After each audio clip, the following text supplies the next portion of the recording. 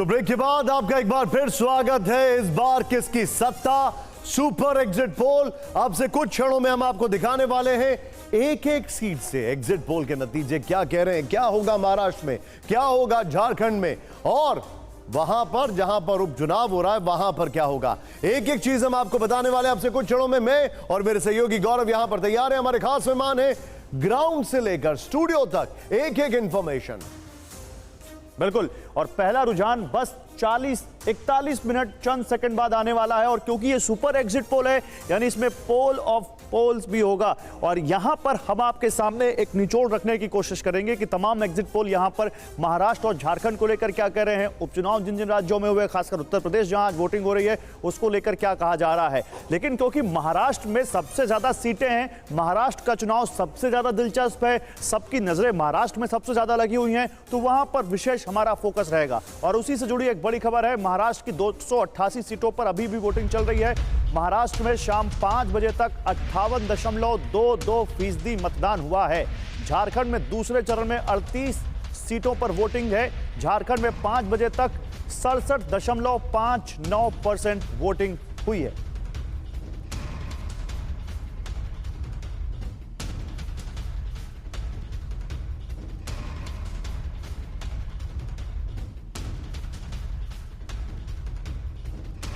तो महाराष्ट्र में वोटिंग जारी है 288 सीटों पर। झारखंड में भी 38 सीटों के लिए आज मतदान हो रहा है। कुछ सीटें हैं जहां पर अभी मतदान हो चुका है, और क्योंकि 6 बजने वाले हैं उसके बाद ये वोटिंग का टाइम खत्म हो जाएगा, तो बस बहुत कम समय बचा है जब पहला रुझान आने वाला है। 40 मिनट भी अब नहीं बचे हैं जब पहला रुझान आ जाएगा।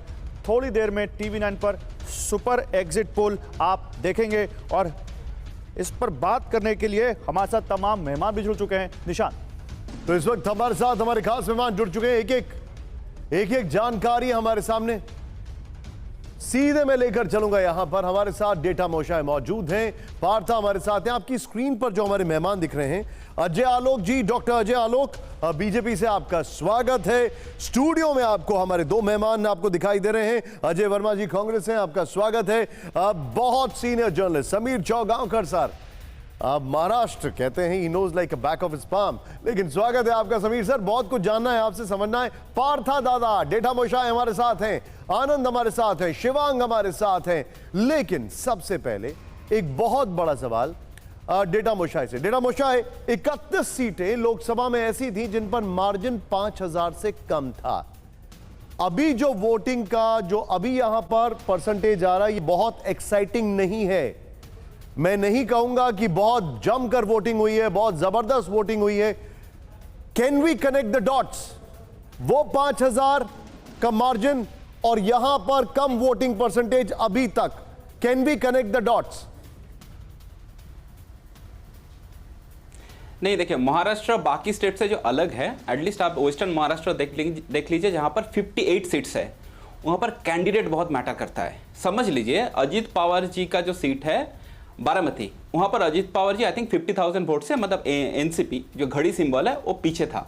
बट अभी आप ऐसे उसको स्ट्रेट फॉरवर्ड लोकसभा से असेंबली में कंपेयर नहीं कर सकता है, क्योंकि वो एरिया अलग है। उधर कैंडिडेट महाराष्ट्र में क्या, हर कैंडिडेट का क्या है, शुगर मिल है, वेस्टर्न महाराष्ट्र में आप देख लेंगे एजुकेशन इंस्टीट्यूट है, तो कैंडिडेट बहुत बड़ा रोल प्ले करता है।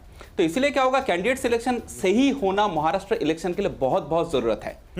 तो लोकसभा से आप डायरेक्टली कोई कंपैरिजन इधर एट वेस्टर्न महाराष्ट्र में नहीं कर सकते। लेकिन दादा अगर वोटिंग परसेंटेज एक्साइटिंग नहीं है, वोटिंग परसेंटेज अनप्रेसिडेंटेड नहीं है, तो इसका इंपैक्ट कुछ किस पर होगा? क्योंकि इस बार हम यहां पर 2 पार्टीज, 3 या 4 पार्टीज नहीं देख रहे हैं, यहां पर 6 पार्टी चुनाव लड़ रही हैं, और कहीं ना कहीं कभी कभार ऐसा भी दिखता है कि 6 एक दूसरे के खिलाफ लड़ रही हैं।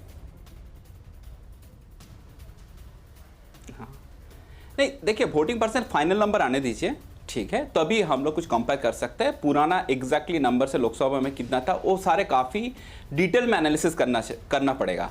एज सच मुझे जितना लगा, जितना ग्राउंड से फीडबैक है, एज सच वोटिंग टर्नआउट में बहुत ज्यादा कुछ फर्क होने वाला नहीं है। ठीक है, लोकसभा में जैसे हुआ था मोरलेस उससे होगा, उससे थोड़ा सा बेटर ही होगा। ठीक है, तो आप मेरे साथ रहिए। महाराष्ट्र चुनाव में अब लगभग सभी उम्मीदवारों की किस्मत ईवीएम में कैद हो चुकी है। थोड़े बहुत वोटर्स जो बचे हैं तो वो भी जल्दी अपना वोट कास्ट कर देंगे।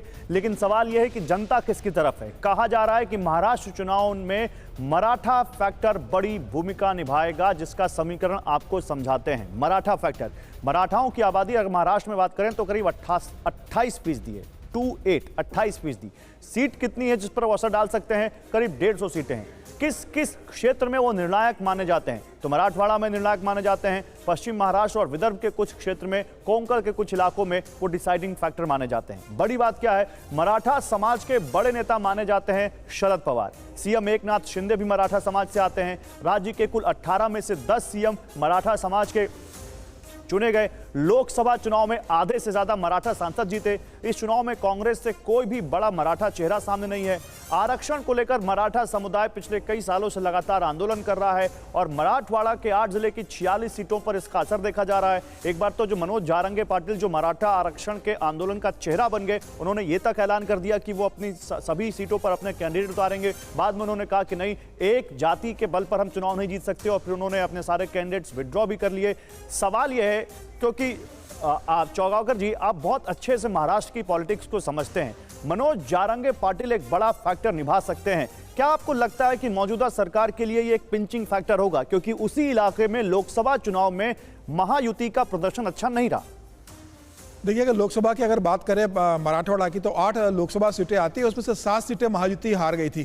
सिर्फ एक सीट संभाजी नगर, जो औरंगाबाद नाम था, संभाजी नगर कर दिया, वहां से एकनाथ शिंदे की शिवसेना का उम्मीदवार जीता था। तो इसमें कोई दो राय नहीं कि मराठवाड़ा में मनोज जरांगे पाटिल का प्रभाव है मराठा के ऊपर। लेकिन यह कह दिया जाए कि सारे मराठा मनोज जरांगे को अपना नेता मानते, मैं इससे सहमत नहीं हूँ।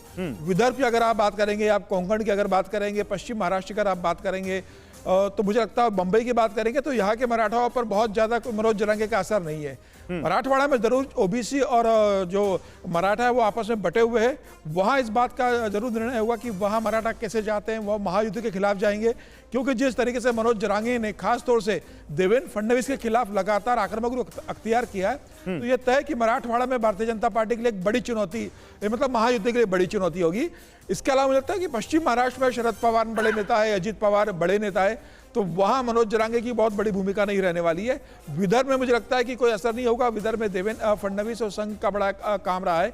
विदर्भ में ओबीसी भी एक अपनी भूमिका में, कोंकण और बंबई में भी जो है वो महायुति की तरफ मराठा जा सकते हैं। तो मराठा बड़ा फैक्टर जरूर है, लेकिन यह कह देना कि सारे मराठा मनोज जरांगे के हिसाब से वोटिंग करेंगे, ये नहीं। ये कहा गया कि मनोज जारंगे पाटिल ने अपने कैंडिडेट्स विड्रॉ किए, तो उसके पीछे शरद पवार का भी नाम आया, कई तरह की थ्योरीज आई और कहा गया कि अगर वो चुनाव में होते तो महाविकास आघाड़ी को नुकसान होता।